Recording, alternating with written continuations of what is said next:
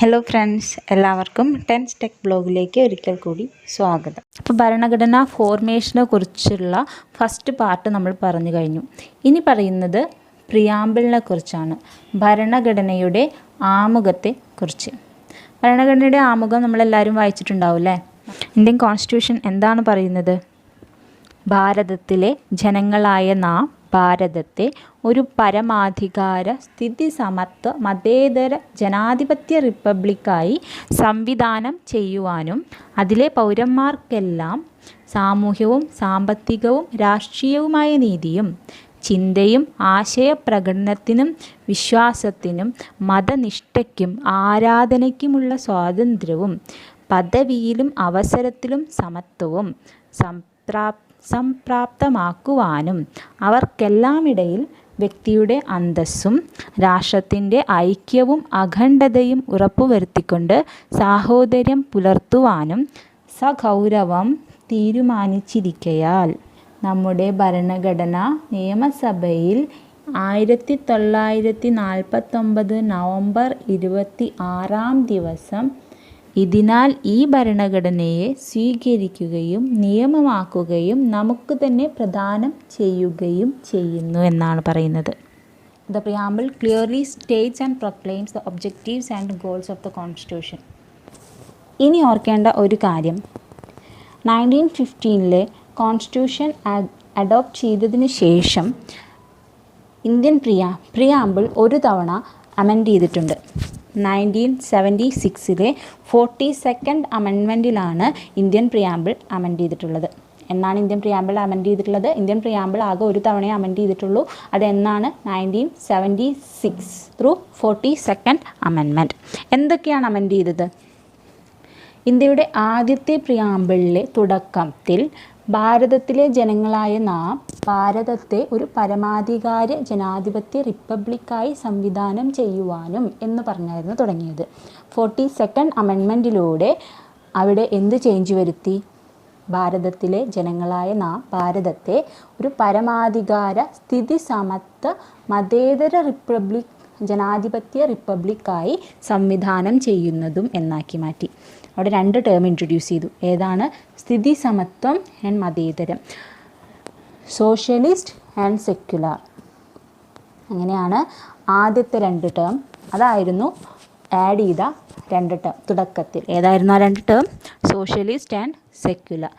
പിന്നെ അവസാന ഭാഗത്ത് പറയുന്നുണ്ട് എന്ത്? ഒരു വ്യക്തിയുടെ അന്തസ്സും രാഷ്ട്രത്തിൻ്റെ ഐക്യവും അഖണ്ഡതയും ഉറപ്പുവരുത്തിക്കൊണ്ട് എന്നുള്ളത് അല്ലേ? ഇതിൽ ആദ്യത്തെ പ്രിയാമ്പിൾ ഫസ്റ്റ് വേർഷനിൽ വ്യക്തിയുടെ അന്തസ്സും രാഷ്ട്രത്തിൻ്റെ ഐക്യവും ഉറപ്പുവരുത്തിക്കൊണ്ട് സാഹോദര്യം പുലർത്തുവാനും എന്നായിരുന്നു മെൻഷൻ ചെയ്തിരുന്നത്. 1976 42nd അമെൻമെൻറ്റിലൂടെ അവിടെ ഒരു വേർഡും കൂടി ആഡ് ചെയ്തു. വ്യക്തിയുടെ അന്തസ്സും രാഷ്ട്രത്തിൻ്റെ ഐക്യവും അഖണ്ഡതയും ഉറപ്പുവരുത്തിക്കൊണ്ട് സാഹോദര്യം പുലർത്തുവാനും. ഇൻറ്റഗ്രിറ്റി, അഖണ്ഡത, ഇൻറ്റഗ്രിറ്റി, ആ ഒരു ടേമും കൂടി ആഡ് ചെയ്തു. നമ്മൾ പഠിച്ചിട്ടുണ്ടല്ലേ? നമുക്ക് PSC പഠിക്കുന്നവർക്ക് അറിയാം, 3 വേർഡ് നമ്മൾ ആഡ് ചെയ്തിട്ടുണ്ട് 42nd അമെൻമെൻറ്റിലൂടെ. ഏതൊക്കെയായിരുന്നു അത്? Socialist, secular and integrity. അതെവിടെയൊക്കെയാണെന്ന് ഇപ്പോൾ മനസ്സിലായല്ലോ. ഓക്കെ, ഈ ചേഞ്ചസ് പ്രാബല്യത്തിൽ വന്നത് 3/1/1977 മുതലാണ്. അമെൻമെൻറ്റ് ചെയ്ത് നെക്സ്റ്റ് ഇയർ January 3 മുതലാണ് ഈ ചേഞ്ചസ് പ്രാബല്യത്തിൽ വന്നത്. എന്തൊക്കെയാണ് പ്രിയാമ്പിളിൻ്റെ ഇൻഗ്രീഡിയൻസ് അല്ലെങ്കിൽ കമ്പോണൻസ്, അല്ലെങ്കിൽ എന്തൊക്കെയാണ് ആ പ്രിയാമ്പിൾ വ്യക്തമാക്കുന്നത്? ഒന്നാമത്, source of authority of the constitution. The preamble states that the constitution derives its authority from people of India പറയുന്നുണ്ട് അല്ലേ? രണ്ടാമത്തെ എന്താണ്? Nature of Indian state. Indian സ്റ്റേറ്റിൻ്റെ നാച്ചർ എന്താണ്? It declares India to be a sovereign socialist secular democratic and republican polity. അങ്ങനെ ആയിരിക്കണം India എന്ന സ്റ്റേറ്റിൻ്റെ nature എന്ന് പറയുന്നു. പിന്നെന്താണ് വ്യക്തമാക്കുന്നത്? Objectives of the constitution. കോൺസ്റ്റിറ്റ്യൂഷൻ്റെ ഒബ്ജക്റ്റീവ്സ് എന്താണ്? It specifies the justify liberty equality and fraternity as the objectives. Then എന്താണ് പറയുന്നത്? അവസാനമായി എന്താണ് പറയുന്നത്? Date of adoption of constitution. It's 1949 November 26 ആണ് ഡേറ്റ് ഓഫ് അഡോപ്ഷൻ എന്നും കൂടി പറഞ്ഞാണ് കോൺസ്റ്റിറ്റ്യൂഷൻ അവസാനിക്കുന്നത്. അങ്ങനെ ആകുമ്പോൾ നമുക്ക് എന്ത് പറയാം? ഇന്ത്യൻ ഭരണഘടനയുടെ സത്തവും ഭരണഘടനയുടെ താക്കോലുമാണ് പ്രിയാമ്പിൾ എന്ന് പറയാം അല്ലേ. അപ്പോൾ അങ്ങനെ ഭരണഘടനയുടെ ഉദ്ദേശവും ലക്ഷ്യവും എല്ലാം ആമുഖത്തിൽ തന്നെ വ്യക്തമാക്കുകയും കൃത്യമായി പ്രഖ്യാപിക്കുകയും ചെയ്തിട്ടുണ്ട്. പ്രിയാമ്പിളിനെ കുറിച്ച് പറയുമ്പോൾ ഓർത്തിരിക്കുന്ന 2 കേസസ് ആണ്. ഒന്ന് Berubari union case. Berubari union case is in 1960 and another one is Kesavananda Bharati case in 1973 and third one is LIC of India case 1995. പ്രിയാമ്പിളുമായിട്ട് റിലേറ്റ് ചെയ്ത് വരുന്ന 3 കേസസ് ആണ്. ഒന്ന് ബെർബറി കേസ് ഇൻ 1960, ദെൻ രണ്ടാമത്തേത് കേശവാനന്ദ ഭാരതി കേസ് 1973, മൂന്നാമത്തേത് LIC of India case 1995. Okay, അതൊരു point, extra point എന്നുള്ള രീതിയിൽ പറഞ്ഞതാണ്. ഇനി നമ്മൾക്ക് നോക്കാനുള്ളത് പ്രിയാമ്പിളിൽ മെൻഷൻ ചെയ്ത ബേസിക് ഗോൾസിനെ കുറിച്ചിട്ടാണ്. പ്രിയാമ്പിളിൽ ഇനി ആ ഒരു കാര്യം കൂടിയാണ് നമുക്ക് കവർ ചെയ്യാനുള്ളത്. പ്രിയാമ്പിളിലെ ബേസിക് ഗോൾസ് ഏതൊക്കെയായിരുന്നു? നമ്മൾ പറഞ്ഞ സവേണിറ്റി, സോഷ്യലിസം, സെക്യുലാരിസം, ഡെമോക്രസി, റിപ്പബ്ലിക്. അത് ആ 5 വേർഡ്സിൽ നിന്നാണ് പ്രിയാമ്പിൾ തുടങ്ങുന്നത്. അതാണ് പ്രിയാമ്പിളിൻ്റെ അടിസ്ഥാന ലക്ഷ്യങ്ങൾ, ബേസിക് ഗോൾസ്. അത് ഓരോന്ന് എന്താണെന്ന് നോക്കാം. ഒന്നാമത്തെ സവേണിറ്റി. എന്താണ് സവേണിറ്റി? പരമാധികാരം. The complete power to take decision on the external and internal matters. ആ ഒരു അധികാരത്തെയാണ്, ആ ഒരു പവറിനെയാണ് നമ്മൾ സവേണിറ്റി എന്ന് പറയുന്നത്. The next is socialism. Socialism means സ്ഥിതി സമത്വം, അതായത് സമൂഹത്തിലെ സാമൂഹ്യ, സാമ്പത്തിക, രാഷ്ട്രീയ അസമത്വങ്ങളെക്കുറിച്ച് കുറച്ച് സാമൂഹ്യനീതി ഉറപ്പാക്കുക എന്നുള്ളത്. Social justice is ensured by minimising the social, economic and political inequalities of the society. അതാണ് സോഷ്യലിസം എന്ന് പറയുന്നത്. ദെൻ മതേതരത്വം, സെക്യുലാരിസം. എന്താണ് സെക്യുലാരിസം? ഓരോ സിറ്റിസനും അവനിഷ്ടമുള്ള മതത്തിൽ വിശ്വസിക്കുന്നതിനും ആ മതം പ്രചരിപ്പിക്കുന്നതിനുമുള്ള അവകാശമുണ്ടെന്നും രാഷ്ട്രം ഒരു മതത്തോടും വിവേചനം കാണിക്കില്ല എന്നും രാഷ്ട്രത്തിന് ഒരു ഔദ്യോഗികമായ, ഒരു ഒഫീഷ്യലായിട്ടുള്ള മതം ഇല്ല എന്നുമാണ് മതേതരത്വം, സെക്യുലാരിസം എന്ന ടേം കൊണ്ട് ഉദ്ദേശിക്കുന്നത്. Then democracy.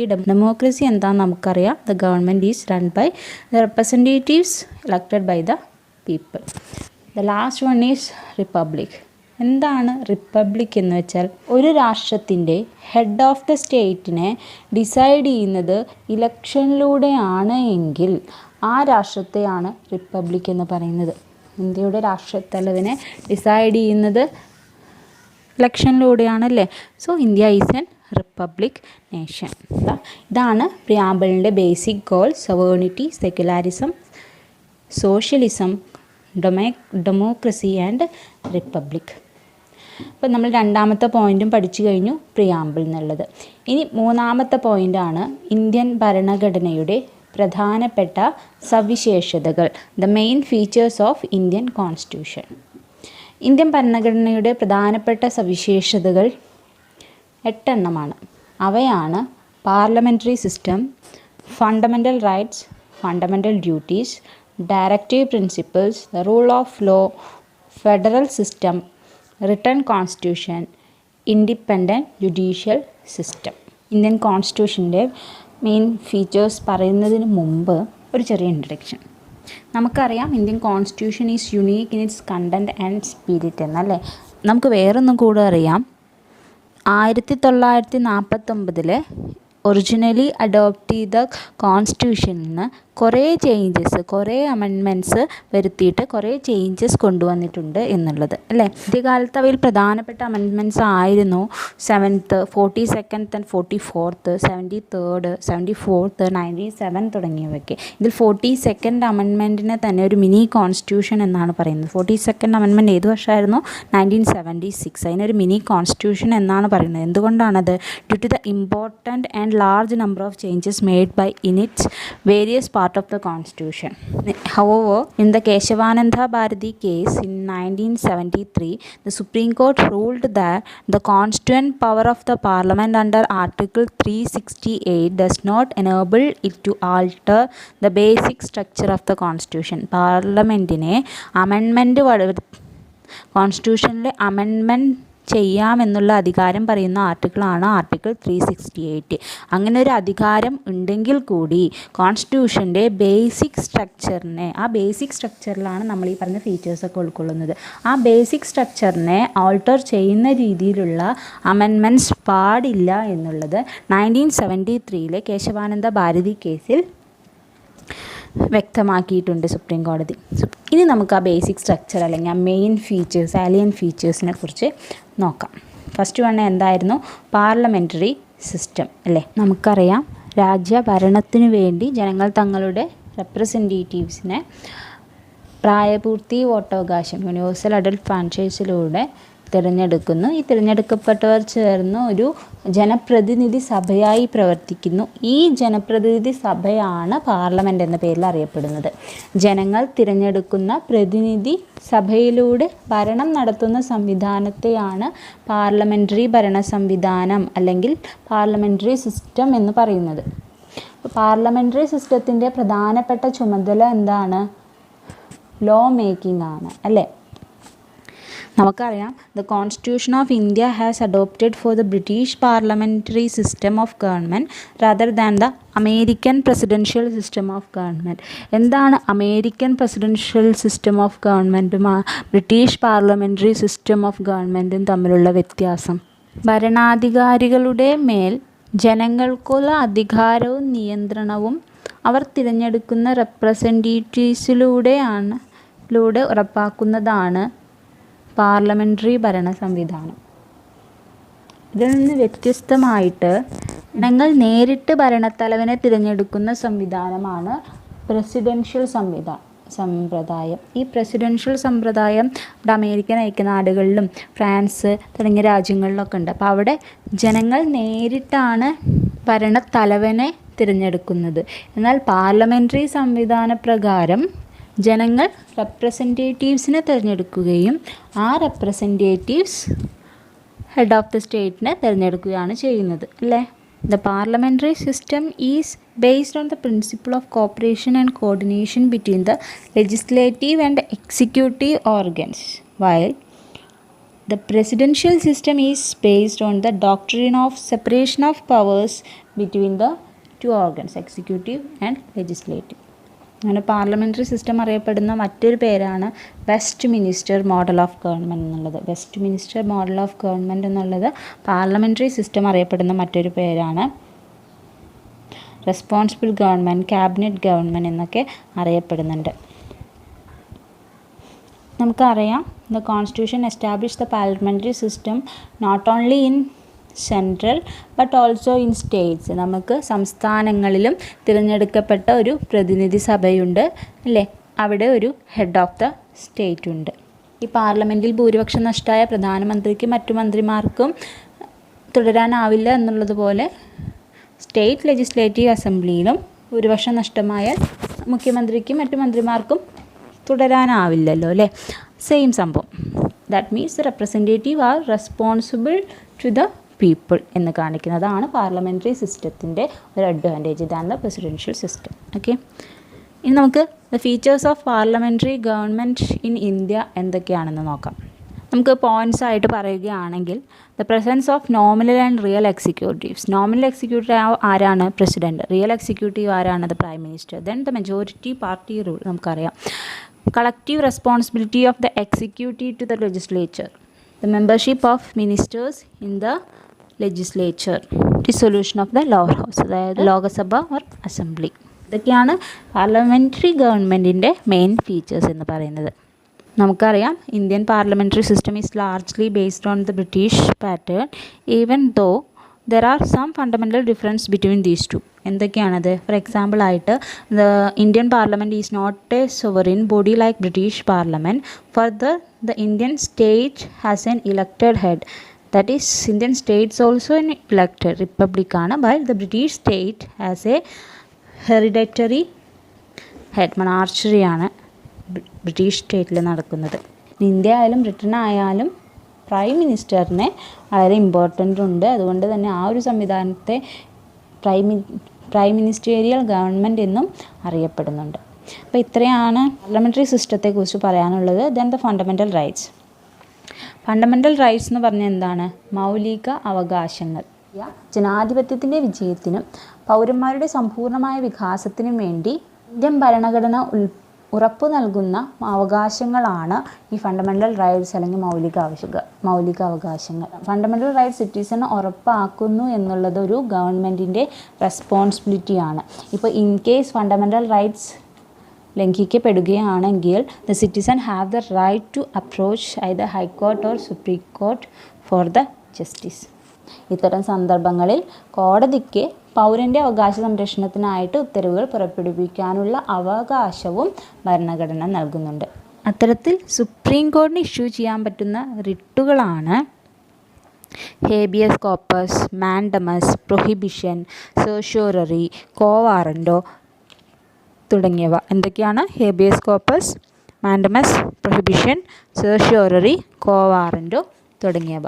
Even though the fundamental rights are not absolute and subject to reasonable restriction, they can be suspended during the operation of a national emergency except the rights guaranteed by Article 20 and 21.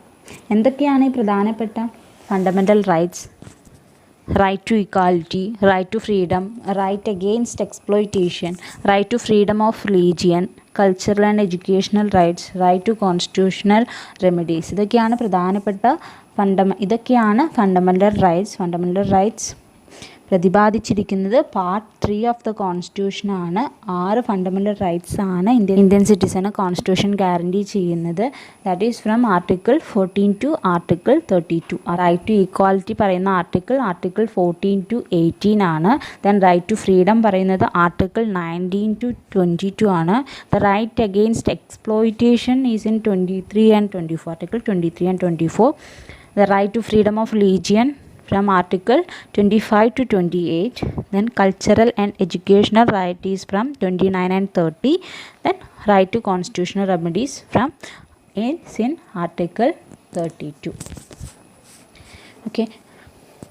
Actually എല്ലാ fundamental റൈറ്റ്സും നേരത്തെ പറഞ്ഞ പോലെ original കോൺസ്റ്റിറ്റ്യൂഷനിൽ ഉണ്ടായിരുന്നതല്ലായിരുന്നു. പുതുതായി add ചെയ്ത ഒരു rights fundamental rights ആണ്. 6 മുതൽ 14 വയസ്സ് വരെയുള്ള എല്ലാ കുട്ടികൾക്കും സൗജന്യവും നിർബന്ധിതവുമായ വിദ്യാഭ്യാസം എന്നുള്ളത് അവരുടെ മൗലിക അവകാശമാണ് എന്നുള്ളത്. ഭരണഘടനയുടെ ആർട്ടിക്കിൾ 21A എഡ്യൂക്കേഷണൽ റൈറ്റ് ഉൾപ്പെടുത്തിയിട്ടുള്ളത്. 2002 പാർലമെൻറ്റിൽ അവതരിപ്പിച്ച അമെൻമെൻറ്റിലൂടെയാണ് എഡ്യൂക്കേഷൻ ഒരു ഫണ്ടമെൻ്റൽ റൈറ്റ്സ് ആയിട്ട് മാറിയത്. ഓക്കെ, ഇനി നമുക്ക് നെക്സ്റ്റ് പഠിക്കാനുള്ളത് എന്താണ്? അടുത്ത ഫീച്ചർ ഫണ്ടമെൻ്റൽ ഡ്യൂട്ടീസ്. ഇന്ത്യൻ ഭരണഘടനയിൽ ഒരു സിറ്റിസന് ഫണ്ടമെൻ്റൽ റൈറ്റ്സ് ഉറപ്പ് നൽകിയിട്ടുള്ളത് പോലെ തന്നെ ഓരോ സിറ്റിസൻ്റെയും ഫണ്ടമെൻ്റൽ ഡ്യൂട്ടീസ് മൗലിക കർത്തവ്യങ്ങൾ എന്താണെന്നും പ്രതിപാദിച്ചിട്ടുണ്ട്.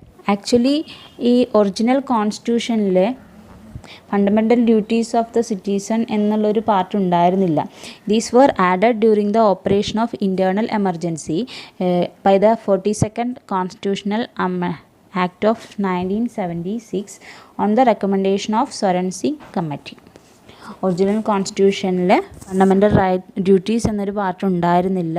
1975-77 കാലഘട്ടത്തിൽ during the operation of internal emergency by the 42nd Constitutional Amendment in 1976 on the recommendation of Swaran Singh Committee, fundamental duties were added to the Constitution. Part 4A article 51A fundamental duties പ്രതിപാദിച്ചിട്ടുള്ളത്. 11 fundamental duties ആണുള്ളത് with respect to the constitution. Fundamental duties എന്നുള്ളത് it serve as a reminder to the citizen that while enjoying their rights they have also to be quite conscious of the duties they owe to their country, their society and to their fellow citizen. But fundamental duties are non-justiciable in nature. നമുക്ക് fundamental duty ചെയ്തില്ല എന്നുള്ളത് കൊണ്ട് നമുക്ക് കോടതിക്ക് പോകാനൊന്നും പറ്റില്ല. പക്ഷേ അത് നമ്മുടെ കർത്തവ്യമാണ്. ഒരു സിറ്റിസൺ എന്ന രീതിയിൽ ആ രാജ്യത്തോടുള്ള നമ്മുടെ കർത്തവ്യങ്ങൾ എന്തൊക്കെയാണ് എന്നാണ് ഫണ്ടമെൻ്റൽ ഡ്യൂട്ടി എന്നതിലൂടെ പറയുന്നത്. ഈ 11 ഫണ്ടമെൻ്റൽ ഡ്യൂട്ടീസും പൊതുവായിട്ട് എന്താണ് സ്പെസിഫൈ ചെയ്യുന്നത് എന്ന് ചോദിച്ചാൽ It is to respect the Constitution, national flag and national anthem, to protect the sovereignty, unity and integrity of the country, and to promote the spirit of common brotherhood among all the people, then to preserve the rich heritage of our composite culture and like that. അതൊക്കെയാണ് main features പറയുന്നത് fundamental ഡ്യൂട്ടീസിൻ്റെ. Okay, അപ്പോൾ fundamental duties part 4A article 51A എന്നൊക്കെ ഓർത്തിരിക്കുക. കഴിഞ്ഞല്ലോ, അപ്പോൾ അത് കഴിഞ്ഞു. Next feature is directive principles of state policy, നിർദ്ദേശക തത്വങ്ങൾ. സാമൂഹ്യ നീതി ഉറപ്പാക്കുന്നതിന് വേണ്ടി ഒരു കൂട്ടം തത്വങ്ങൾ രാഷ്ട്രഭരണത്തിനുള്ള നിർദ്ദേശങ്ങളായിട്ട് നമ്മുടെ കോൺസ്റ്റിറ്റ്യൂഷനിൽ ഉൾപ്പെടുത്തിയിട്ടുണ്ട്. ഇവയാണ് നിർദ്ദേശക തത്വങ്ങൾ അല്ലെങ്കിൽ directive principles of state policy എന്ന് പറയുന്നത്. According to Abdekar, the directive principle of state policy is a novel feature of the Constitution. കോൺസ്റ്റിറ്റ്യൂഷൻ്റെ നോവൽ ഫീച്ചറാണ് directive principles of state policy എന്നാണ് ഡോക്ടർ അബ്ദേക്കർ പറഞ്ഞത്. Directive principles of state policy പറഞ്ഞിരിക്കുന്നത് part 4 of the കോൺസ്റ്റിറ്റ്യൂഷനാണ്. ഈ directive principles of state policy 3ആയി divide ചെയ്തിട്ടുണ്ട്: socialist concept and Gandhian concept and liberal intellectual concept. ഈ 3 രീതിയിലുള്ള ഐഡിയാസ് ഉൾക്കൊള്ളിച്ചുകൊണ്ടാണ് ഒരു നല്ല രാഷ്ട്രഭരണത്തിനുള്ള നിർദ്ദേശങ്ങൾ directive principles of state policy എന്ന പേരിൽ ഭരണഘടനയിൽ ഉൾപ്പെടുത്തിയിട്ടുള്ളത്. Constitution declares that these principles are the fundamental in the governance of the country, and it shall be the duty of state to apply these principles in making laws. 1980 Minerva mill കേസിൽ the Supreme Court held that the Indian Constitution is founded on the bedrock of the balance between the fundamental rights and the directive principles.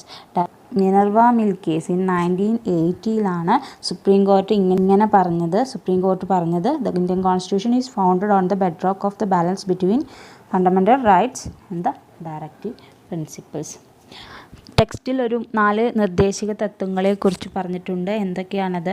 സ്ത്രീ പുരുഷ ഭേദമന്യേ എല്ലാവർക്കും തുല്യ ജോലിക്ക് തുല്യ വേതനം അനുവദിക്കുക, രാജ്യത്തെ വനങ്ങളെയും വന്യജീവികളെയും പരിരക്ഷിച്ചുകൊണ്ട് പരിസ്ഥിതി സംരക്ഷിക്കുക, ദേശീയ പ്രാധാന്യവും ചരിത്രപരവും മൂല്യവുമുള്ള എല്ലാ സ്മാരകങ്ങളും സംരക്ഷിക്കുക, സാമൂഹിക സാമ്പത്തിക രാഷ്ട്രീയ നീതിയിൽ അധിഷ്ഠിതമായ ഒരു വ്യവസ്ഥിതി കെട്ടിപ്പടുത്തുകൊണ്ട് ജനങ്ങളുടെ ക്ഷേമം ഉറപ്പുവരുത്തുക എന്നൊക്കെ. അപ്പോൾ ഈ രീതിയിലാണ് ഈ ഡയറക്റ്റീവ് പ്രിൻസിപ്പിൾസൊക്കെ ഫോളോ ചെയ്യുകയാണെങ്കിൽ we can build a welfare state എന്നാണ് ഡയറക്റ്റീവ് പ്രിൻസിപ്പിൾസിലൂടെ ഭരണഘടന വ്യക്തമാക്കുന്നത്.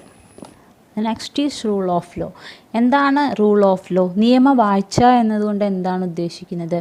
ജനാധിപത്യ സംവിധാനത്തിന് മുമ്പിൽ ആരും നിയമത്തിന് അതീതരല്ല, എല്ലാവരും നിയമത്തിന് വിധേയരാണ് എന്നുള്ളത് നമ്മുടെ കോൺസ്റ്റിറ്റ്യൂഷനിൽ വ്യക്തമാക്കിയിട്ടുണ്ട്.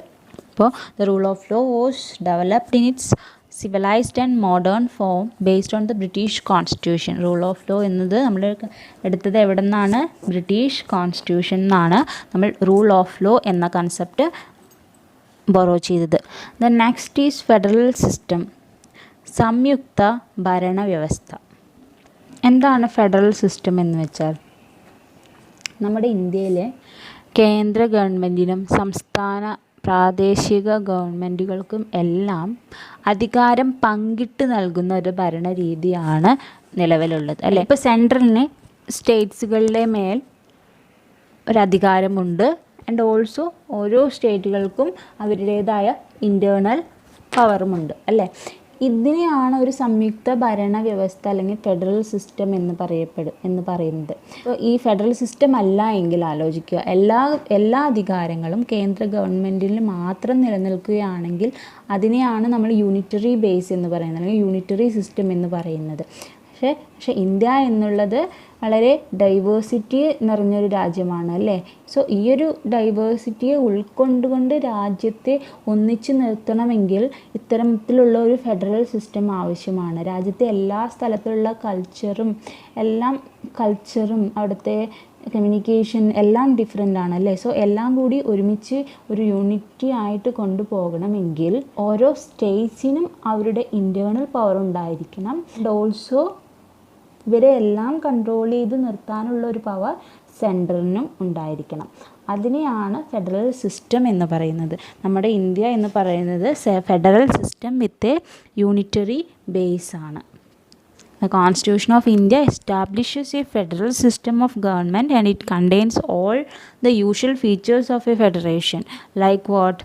That is the two government, division of power, written constitution, supremacy of constitution, rigidity of constitution, independent judiciary and bicameralism. ഇതെല്ലാം സ്റ്റേറ്റിനും ഇൻഡിവിജ്വലായിട്ട് അപ്ലിക്കബിൾ ആണ് ആൻഡ് സെൻട്രലിനും ഇത് അപ്ലിക്കബിൾ ആണ്. എങ്കിലും the Indian constitution is also contains a large number of unitary and non federal features. Non federal ഫീച്ചേഴ്സും Indian constitution പറയുന്നുണ്ട്. അതേതൊക്കെയാണ്? A strong centre, single constitution, integrated judiciary, appointment of state governor by the center, all India services, emergency provisions. ഇത്തരം കാര്യങ്ങളിലൊക്കെ power കൂടുതൽ ആർക്കാണ്? സെൻറ്ററിലാണ്. So സ്റ്റേറ്റ്സുകൾക്ക് ഇൻറ്റേർണലായിട്ടൊരു power ഉണ്ടെങ്കിൽ കൂടി ചില സാഹചര്യങ്ങളിൽ സെൻറ്ററിന് ഈ പവറിനെ ഓവർകം ചെയ്യാനുള്ള പവർ കൂടി ആര് കൊടുത്തിട്ടുണ്ട്? കോൺസ്റ്റിറ്റ്യൂഷൻ കൊടുത്തിട്ടുണ്ട്. ഇപ്പോൾ ഒരു അടിയന്തരാവസ്ഥ പുറപ്പെടുവിക്കണമെങ്കിൽ central can do that. Supreme കോടതിയാണ് എല്ലാ സ്റ്റേറ്റ് കോടതിയും കാട്ടി ഏറ്റവും ഹയസ്റ്റ് പവർ ഉള്ളത് അല്ലേ. സോ അത്തരം ഒരു സിസ്റ്റത്തെയാണ് നമ്മൾ ഫെഡറൽ സിസ്റ്റം എന്ന് പറയുന്നത്. ഇങ്ങനെയൊക്കെ ആണെങ്കിലും the term federation has never been used in the constitution. കോൺസ്റ്റിറ്റ്യൂഷനിൽ ഫെഡറേഷൻ എന്നൊരു ടേം യൂസ് ചെയ്തിട്ടില്ല. Article 1 describes India as a union of state. India ഒരു യൂണിയൻ ഓഫ് സ്റ്റേറ്റ് എന്നുള്ള രീതിയിലാണ് പറഞ്ഞിട്ടുള്ളൂ. ഇന്ത്യ ഒരു ഫെഡറേഷൻ എന്നുള്ള രീതിയിലല്ല. ഇതിനെ യൂണിയൻ ഓഫ് സ്റ്റേറ്റ്സ് എന്നാണ് ഡിസ്ക്രൈബ് ചെയ്തിട്ടുള്ളത്. വിച്ച് ഇംപ്ലൈസ്, അതിൻ്റെ അർത്ഥം എന്താണ്? ഒന്നാമത്തേത്, Indian federation is not a result of agreement by the states. രണ്ടാമത്തേത്, no state has the right to secede from the federation. എല്ലാം സെൻറ്ററിലെ അണ്ടർ തന്നെയാണ്. അതെല്ലാം യൂണിയൻ ഓഫ് സ്റ്റേറ്റ് എന്ന് ഇന്ത്യ മെൻഷൻ ചെയ്യുന്നതിലൂടെ വ്യക്തമാക്കുന്നുണ്ട്.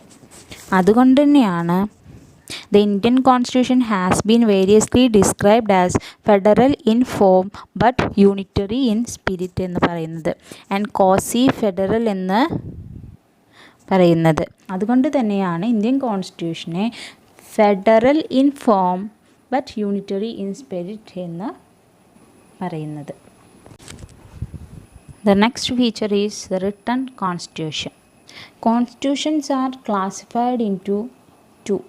കോൺസ്റ്റിറ്റ്യൂഷനെ റിട്ടൺ കോൺസ്റ്റിറ്റ്യൂഷൻ എന്നും അൺറിട്ടൺ കോൺസ്റ്റിറ്റ്യൂഷൻ എന്നും ക്ലാസിഫൈ ചെയ്യുകയാണെങ്കിൽ റിട്ടൺ കോൺസ്റ്റിറ്റ്യൂഷൻ എക്സാമ്പിളാണ് the like American constitution and India's constitution and our constitution. And unwritten constitution എക്സാമ്പിളാണ് the British constitution.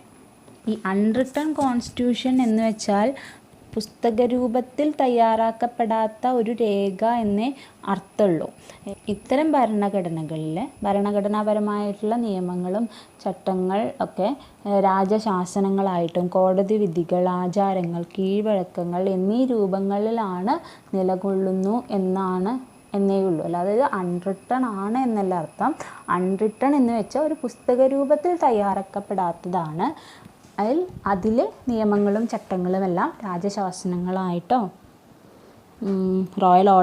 Royal decrease ആയിട്ടും കോർട്ട് ഓർഡേഴ്സ് ആയിട്ടും കസ്റ്റംസും ട്രഡീഷണൽ പ്രാക്ടീസൊക്കെ ആയിട്ടാണ് നിലകൊള്ളുന്നത് എന്നാണ് പറയുന്നത്. റിട്ടൺ കോൺസ്റ്റിറ്റ്യൂഷൻ എക്സാമ്പിളാണ് India, USA, France, Australia, Brazil, south Africa തുടങ്ങിയവ. ഇന്ത്യ, അമേരിക്ക അതായത് USA, France, Australia, Brazil, south Africa തുടങ്ങിയവ. അൺറിട്ടൺ കോൺസ്റ്റിറ്റ്യൂഷൻ എക്സാമ്പിളാണ് ബ്രിട്ടൻ, ഇസ്രായേൽ, ന്യൂസിലാൻഡ്, തുടങ്ങിയവ. ബ്രിട്ടൻ, ഇസ്രായേൽ, ന്യൂസിലാൻഡ് തുടങ്ങിയവ. The point to be noted is the Constitution of India is the lengthiest of all written constitution of the world. It is very comprehensive. ലോകത്തിൽ എഴുതപ്പെട്ട എല്ലാ കോൺസ്റ്റിറ്റ്യൂഷനെയും കാട്ടിയും ഏറ്റവും lengthy ഉള്ള കോൺസ്റ്റിറ്റ്യൂഷനാണ് Indian constitution. 1949 അംഗീകരിക്കുമ്പോൾ it has 395 articles, 22 parts and 8 schedules. And now it has almost 465 articles and 25 parts and 12 schedules. അടുത്ത feature പഠിക്കാനുള്ളത് ഇൻഡിപെൻഡൻറ്റ് ജുഡീഷ്യറിയാണ്, സ്വതന്ത്ര നീതി ന്യായ വ്യവസ്ഥ എന്നുള്ളത്. The Indian Constitution establishes a judicial system that is integrated as well as independent. Indian judiciary ഏറ്റവും ടോപ്പിലുള്ളത് supreme കോർട്ടാണ്. Then state level, അതിൻ്റെ അണ്ടറിൽ സ്റ്റേറ്റ് ലെവലിൽ ഹൈക്കോർട്ട്, സ്റ്റേറ്റ് ലെവലിൻ്റെ അണ്ടറിൽ ഡിസ്ട്രിക്ട് കോർട്ട്സ്, ദെൻ അതിൻ്റെ അണ്ടറിൽ സബ് കോർട്ട്സ് ആയിട്ട് മുനിസിപ്പൽ കോർട്ട്സും മജിസ്ട്രേറ്റ് കോർട്ട്സും ഒക്കെ അല്ലേ. സുപ്രീം കോർട്ട് എന്ന് പറയുന്നത് ഒരു ഫെഡറൽ കോർട്ടാണ്. ദ ഹയസ്റ്റ് കോർട്ട് ഓഫ് അപ്പീലാണ്. The guarantor of the fundamental rights of the citizen ആണ്. And the guardian of constitution ആണ്. ഗാർഡിയൻ ഓഫ് കോൺസ്റ്റിറ്റ്യൂഷൻ എന്നറിയപ്പെടുന്നത് ആരാണ്? ദ സുപ്രീം കോർട്ടാണ്. നമ്മുടേതായിട്ടുള്ള ആ ഒരു ഇന്ത്യൻ ജുഡീഷ്യറി അല്ലെങ്കിൽ ആ ഒരു court system enforces both the central laws as well as the state laws, unlike the USA. USAയിലാണെങ്കിൽ the federal laws are enforced by the federal judiciary and the state laws are enforced by the state judiciary. But Supreme Court is a federal court and it is the highest court of appeal in our nation. ഇങ്ങനെയൊക്കെ ആണെങ്കിലും and also the constitution has made various provisions to ensure the independency of judiciary. നമുക്കറിയാം Indian കോൺസ്റ്റിറ്റ്യൂഷനെ 3 പാർട്ടായിട്ട് തിരിക്കുകയാണെങ്കിൽ അവയാണ് legislature, executive and judiciary എന്നുള്ളത് അല്ലേ. ഈ ലെജിസ്ലേച്ചറിൽ നിന്നും, അതായത് നിയമനിർമ്മാണ സഭയുടെയും എക്സിക്യൂട്ടീവ് കാര്യനിർവഹണ വിഭാഗത്തിൻ്റെയും സ്വാധീനത്തിൽ നിന്ന് ഇൻഡിപെൻഡൻ്റ് ആണ് ജുഡീഷ്യറി. ആ ഒരു റൈറ്റ് ജുഡീഷ്യറിക്ക് ഇന്ത്യൻ കോൺസ്റ്റിറ്റ്യൂഷൻ ഫീച്ചർ ചെയ്യുന്നുണ്ട്. Security of tenure of judges, fixed service condition for the judges, all the expense of Supreme Court charged on the consolidated fund of India, prohibition on discussion on the conduct of judges in the legislature, ban on practice after retirement, power to punish for its contempt vested in the Supreme Court, separation of the judiciary from the executive, അങ്ങനെ കുറേ features. ഇത്രയും features ഒരു ഇൻഡിപെൻഡൻറ്റും ഇൻ്റഗ്രേറ്റഡുമായിട്ടുള്ള judiciary ഇന്ത്യക്ക് നൽകുന്നതിന് വേണ്ടി, ഇന്ത്യയിൽ നിലനിൽക്കുന്നതിന് വേണ്ടി constitution ഉറപ്പു നൽകുന്നത്. And the last feature is amendment. അമെൻമെൻറ്റിനെ കുറിച്ചിട്ട് നമ്മൾ പല തവണയായി മെൻഷൻ ചെയ്യുന്നു അല്ലേ. അപ്പോൾ അമെൻമെൻറ്റ് എന്ന് പറയുന്നത് എന്താണ്? കോൺസ്റ്റിറ്റ്യൂഷണൽ അമെൻമെൻറ്റ് എന്നാൽ എന്താണ്? ഭരണഘടനയിൽ കൂട്ടിച്ചേർക്കലുകൾ നടത്താനും ചില പ്രൊവിഷൻസ് ഒഴിവാക്കാനും പാർലമെൻറ്റിന് അധികാരമുണ്ട്. According to article 368. അതിനനുസരിച്ച് കാലഘട്ടത്തിനനുസരിച്ച് ആ ആർട്ടിക്കിൾ പ്രകാരം കാലഘട്ടത്തിനനുസരിച്ച് ഭരണഘടനകൾ മാറ്റങ്ങൾ വരുത്താൻ പാർലമെൻറ്റിന് അധികാരമുണ്ട്. അത് ഭരണഘടന പാർലമെൻറ്റിന് നൽകുന്ന ഒരു അധികാരമാണ്. അങ്ങനെ അമെൻമെൻറ്റ് ചെയ്യുമ്പോൾ ഭരണഘടനയുടെ ബേസിക് സ്ട്രക്ചറിനെ എഫക്റ്റ് ചെയ്യരുതെന്ന് പറഞ്ഞതാണ് 1973 കേശവാനന്ദ ഭാരതി കേസ്. ഗവൺമെൻറ്റിലൂടെ ചേഞ്ചസ് വരുത്തിയ കുറച്ച് കാര്യം നമ്മൾ പറഞ്ഞല്ലേ, മുമ്പ് പ്രിയാമ്പിളിൽ ചേഞ്ചസ് വരുത്തിയത്, 2002 ഫണ്ടമെൻ്റൽ റൈറ്റായിട്ട് എഡ്യൂക്കേഷൻ ആഡ് ചെയ്തത്, കുട്ടികളുടെ 6 മുതൽ 14 വയസ്സുള്ള കുട്ടികൾക്ക് രാഷ്ട്രം സൗജന്യമായി നിർബന്ധമായ വിദ്യാഭ്യാസം നൽകണമെന്നുള്ളത് ഫണ്ടമെൻ്റൽ റൈറ്റ് ആക്കിയത്, ദെൻ 86th അമെൻമെൻറ്റിലൂടെ ഫണ്ടമെൻ്റൽ ഡ്യൂട്ടി എക്സ്ട്രാ ആഡ് ചെയ്തത്, ഇതൊക്കെ ഭരണഘടന അനുവദിക്കുന്ന അമെൻമെൻറ്റ് എന്ന ഫീച്ചറിലൂടെ പാർലമെൻറ്റ് നടത്തിയ അമെൻമെൻറ്റ്സ് ആണ്. അപ്പോൾ ഇതൊക്കെയാണ് മെയിൻ ഫീച്ചേഴ്സ്. ഇതൊക്കെയാണ് ഇന്ത്യൻ കോൺസ്റ്റിറ്റ്യൂഷൻ നൽകുന്ന മെയിൻ ഫീച്ചേഴ്സ്. എന്തൊക്കെയായിരുന്നു അപ്പോൾ? Parliamentary system, fundamental rights, fundamental duties, directive principles, rule of law, the federal system, written constitution, independent judicial system. ഇത്രയാണ് ഈ ചാപ്റ്ററിൽ പഠിക്കുന്നത്. ഞാൻ കുറച്ച് കൂടുതൽ എക്സ്ട്രാ ഇൻഫർമേഷൻസ് ആഡ് ചെയ്തിട്ടുണ്ട്. കാരണം അതും കൂടി ഉണ്ടെങ്കിൽ നമുക്ക് കുറച്ചും കൂടി ബെറ്ററായിട്ട് മനസ്സിലാവും എന്നുള്ളത് തോന്നിയതുകൊണ്ടാണ്. സോ എല്ലാവരും ചെക്ക് ചെയ്യൂ. കൂടുതൽ ഡീറ്റെയിൽസ് പഠിക്കാനുണ്ടെങ്കിൽ അതും കൂടി ആഡ് ചെയ്തിട്ട് പഠിക്കൂ. നമ്മുടെ കമ്മിങ് ക്ലാസ്സസിൽ കുറച്ചും കൂടി ഇൻഫർമേഷൻ ഇതിനെക്കുറിച്ചിട്ട് ഉണ്ടെന്ന് ഞാൻ പറഞ്ഞതിലും കൂടുതൽ ഇൻഫർമേഷൻസ് ഉണ്ടെങ്കിൽ അതപ്പം നമുക്ക് ആഡ് ചെയ്യാം. പിന്നെ പറയാനുള്ളത് പൊളിറ്റി റിലേറ്റഡ് ആയിട്ടുള്ള ടോപ്പിക്സ് എന്ന ക്വസ്റ്റ്യൻസ് മാത്രമായിട്ട് ഞാൻ 2 ക്ലാസ്സസ് ചെയ്തിട്ടുണ്ട്. അതെൻ്റെ പ്ലേലിസ്റ്റിൽ കാണാം. സോ അതും കൂടി റെഫർ ചെയ്യൂ. It will be useful. Okay, ഇത്രയേ ഉള്ളൂ. എല്ലാവർക്കും യൂസ്ഫുൾ ആണെങ്കിൽ, ഫോളോ ചെയ്യാൻ കഴിയുന്നതെങ്കിൽ സബ്സ്ക്രൈബ് ചെയ്യൂ, കമൻറ്റ് ചെയ്യൂ. Thank you. ഷെയർ ചെയ്യൂ. Thank you.